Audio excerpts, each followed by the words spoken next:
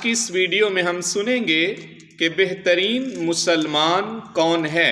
پاک نبی صلی اللہ علیہ وسلم نے یہ کس مسلمان کے متعلق فرمایا، یہ باتیں ہم پاک نبی صلی اللہ علیہ وسلم کی احادیث سے سنیں گے۔ آپ سے گزارش ہے کہ ویڈیو کو لائک اور شیئر کر دیں تاکہ ہم سب کے لیے صدقہ جاریہ ہو۔ تو چلیے پاک نبی صلی اللہ علیہ وسلم کی احادیث سنتے ہیں۔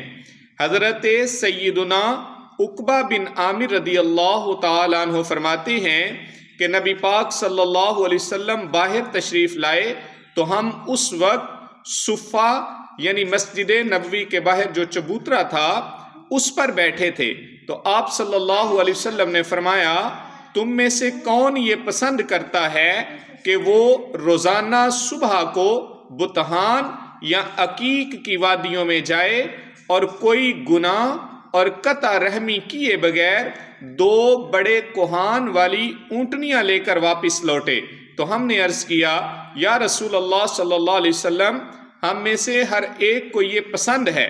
تو نبی پاک نے فرمایا، تو تم میں سے ہر کوئی صبح کے وقت مسجد میں کیوں نہیں جاتا اور کتاب اللہ کی 2 آیتیں سیکھتا یا تلاوت کرتا کہ یہ تمہارے حق میں 2 اونٹنیوں سے بہتر ہیں، اور 3 آیتیں تمہارے لیے 3 اونٹنیوں سے بہتر ہیں، اور 4 آیتیں تمہارے لیے 4 اونٹنیوں سے بہتر ہیں۔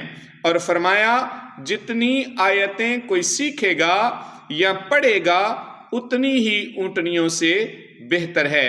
یہ حدیث شریف مسلم شریف میں کتاب صلاۃ المسافرین باب فضل قراءۃ القرآن حدیث نمبر 803 ہے، جبکہ وہ حدیث جس میں نبی پاک نے فرمایا کہ بہترین مسلمان کون ہے، وہ حدیث بھی سنتے ہیں۔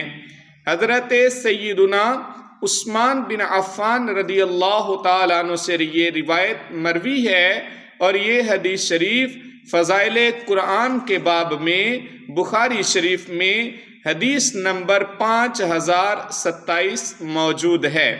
حضرت سیدنا عثمان بن عفان رضی اللہ تعالیٰ عنہ سے روایت ہے، نبی پاک صلی اللہ علیہ وآلہ وسلم نے فرمایا، تم میں سے بہترین وہ ہے جو قرآن سیکھے اور قرآن سکھائے۔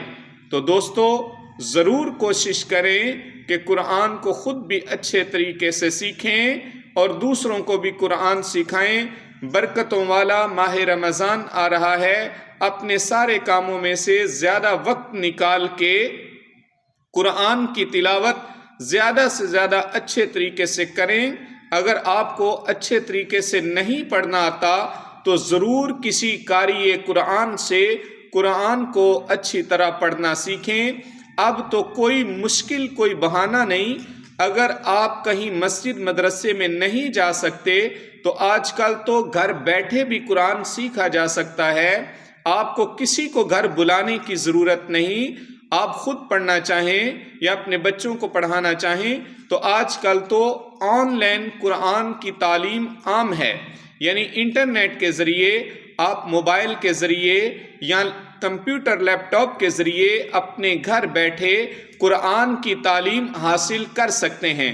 تو میں گزارش کروں گا، جس قدر بھی، جس طریقے سے بھی ممکن ہو، آپ قرآن کو ضرور اچھے طریقے سے پڑھنا سیکھیں کہ یہ قرآن کل بروز قیامت ہمارا سفارشی بن کے اللہ کی بارگاہ میں ہماری سفارش کرے گا، اور پھر اللہ پاک اس کی سفارش کو قبول بھی فرمائے گا۔ لہٰذا قرآن کو اچھے طریقے سے پڑھنا سیکھیں اور کوشش کریں کہ اس کے جو احکامات ہیں ان کو سمجھ کے ان پہ عمل بھی کریں۔ اللہ پاک ہم سب کا حامی و ناصر ہو۔